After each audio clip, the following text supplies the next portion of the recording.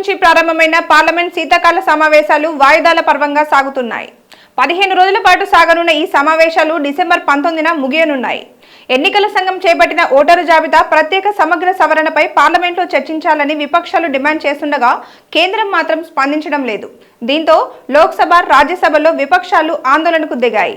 అయితే లోక్సభలో పొగాకు ఉత్పత్తులపై ఎక్సైజ్ సుంకం, Manipur goods and services tax, pan masala తయారీపై కొత్త సెస్ విధించేలా బిల్లులను కేంద్ర ఆర్థిక మంత్రి నిర్మలా సీతారామన్ ప్రవేశపెట్టారు.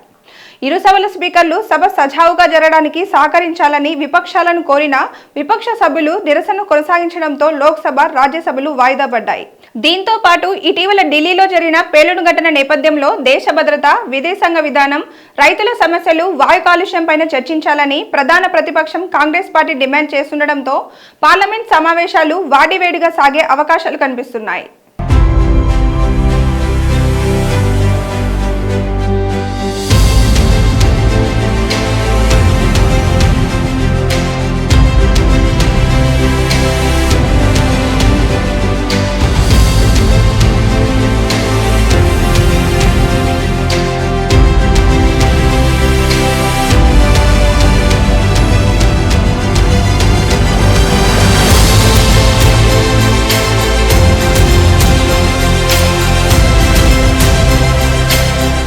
Please subscribe to the channel and download the Politicos app from the links in the description.